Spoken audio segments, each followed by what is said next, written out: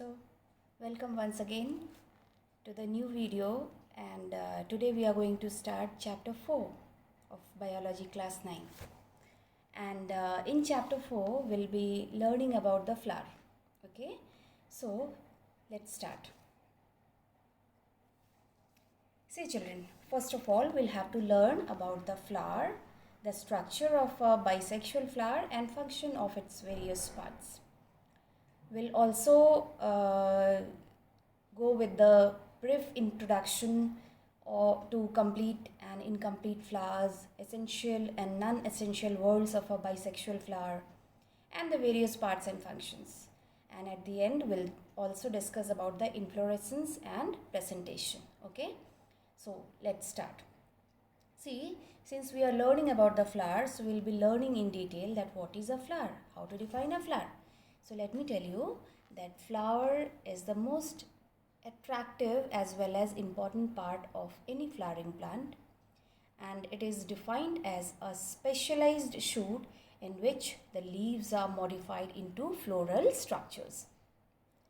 As reproduction is the most important function of any living organisms for the survival of the species, similarly in plants also the reproduction is carried away by the flowering plants. Okay, the flower, mostly the flower.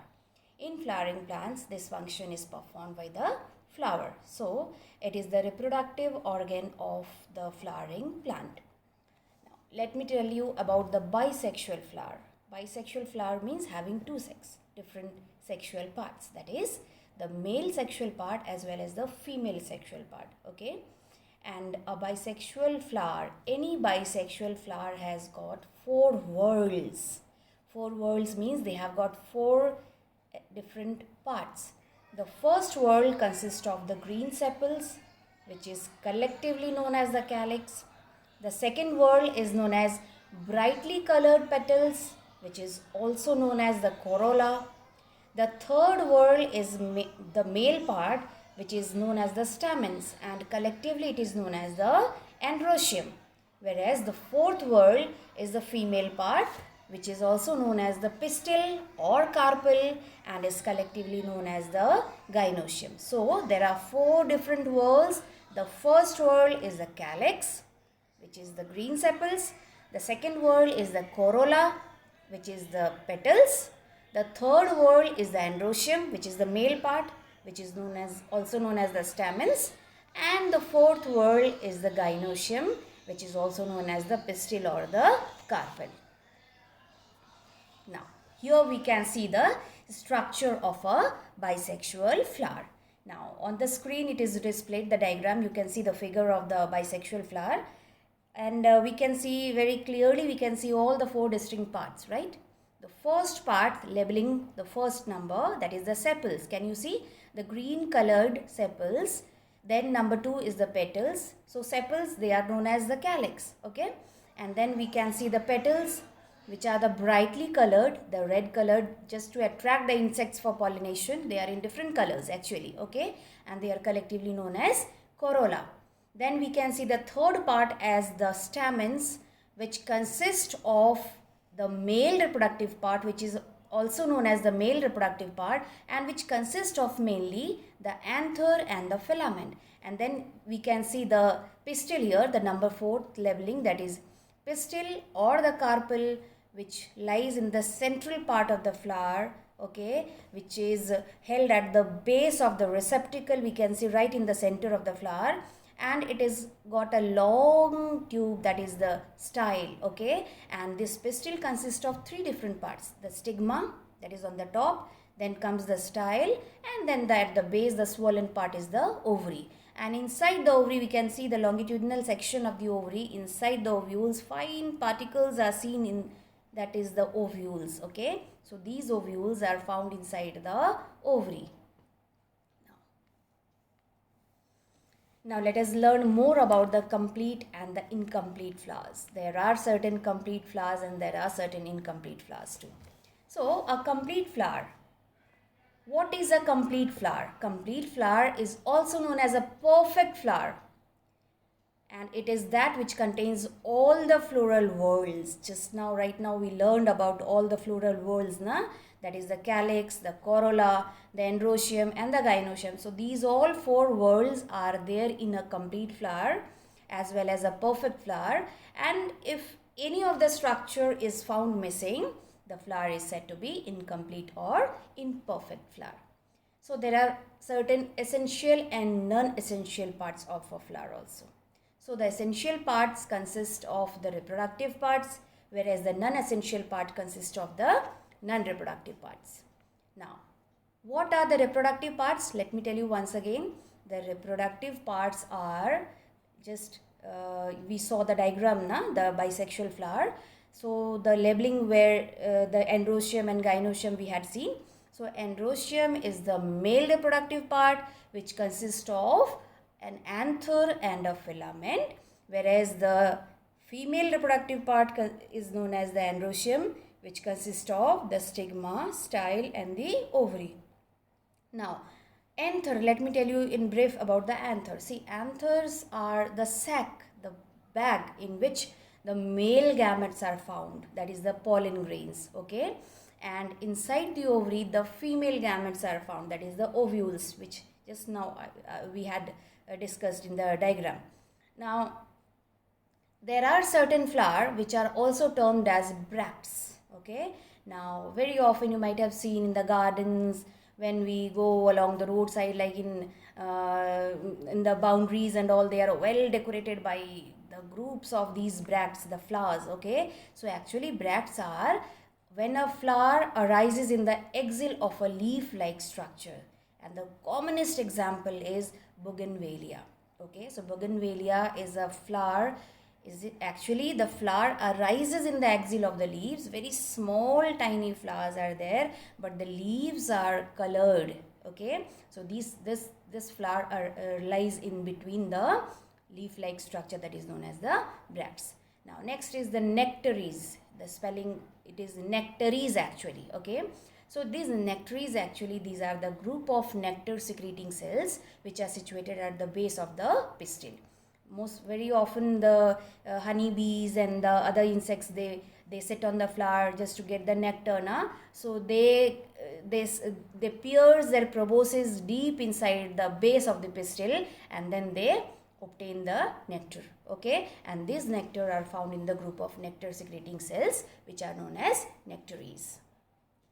Now, see children, there are certain sexuality in flowers. The sexuality is also found in the flowers. A flower is said to be bisexual when it contains both the stamens and the carpels. Stamens, that is, which consist of the anther and the filament, and collectively it is known as androecium. That is the technical term of it, okay? Whereas carpel, it is also known as the pistil, and collectively it is known as the gynoecium, okay? And it consists of stigma, style, and ovary. So the flower which contains both the stamens as well as the carpel is called a bisexual or hermaphrodite flower. Next, a flower which has only one of these parts, that is having only the stamens or only the carpels, is called unisexual. Means any one part, if it is missing, then it will be unisexual flower, or it can be an incomplete or imperfect flower. Like in case of papaya, the male plant is different, the female plant is different, and also the palm. Next, a unisexual flower which contains only the stamens is called the male or the staminate flower. These are the terms you have to remember, okay? So those flowers which are unisexual in nature means they contain only the stamens. So if they contain only the stamen, then they are said to be the male flower or staminate flower. And whereas a flower which contains only the carpels is called the female or the pistillate flower. Why pistillate? Because it consists of the pistil, okay, the female part. Now there are certain neuter flower also. So what is a neuter flower? A neuter flower is that in which both male and female reproductive organs are lacking. You might have seen the sunflower. Everybody knows the sunflower, no? So sunflower, we can see the yellow part as well as the brown part. So the yellowish part is the outer part and the middle part is the brownish part. So the rare florets of sunflower is considered as a neuter flower. It is also known as pistillate or sterile. Now, let us go for the description of the floral parts. See, as earlier also we have already discussed, the calyx, collectively they are the sepals, okay, usually green in color. The feature of the calyx is they are usually green in color. They protect the young flower bud, and when green they also perform photosynthesis. Since being green in color, they contain chlorophyll, so they perform photosynthesis. Then comes the corolla, which is also known as petals, and usually they are brightly colored to attract the insects for pollination. They also protect the stamens and the pistils. They surround the stamens and the pistil in the center of the flower. Then the androecium, which is considered to be the male part, which is also known as the stamens. It consists of anther and filament. Anther consists the powdery substance, which is also known as the pollen grains. Earlier also we have discussed, no? So they are the male gametes of the flower. Then comes the gynoecium. These are the carpels. They are also known as pistil or carpels, and each carpel consists of three parts. The stigma on the top, the middle long tube is the style, and the swollen basal part is the ovary. Now let us learn in brief about the inflorescence and placentation. Okay. So inflorescence is the mode of arrangement of flowers on the axis of the plant. Whereas placentation, it is the manner in which the ovules are arranged or attached to the wall of the ovary. Now placenta you might have seen, like in some fruits, the jelly like substance in which the seeds are embedded inside. So those are the placenta. So placenta is the tissue that attaches the ovule to the wall of the ovary. You can see in the tomato, and also when we cut the tomato, we can see the jelly like substance inside the tomato, that is the placenta, and in between the jelly we can see the seeds, the ovules which are attached to it. Okay. Now, so we have come to the end of this chapter, and let me tell you, say this was a brief a general description of the flower. Okay.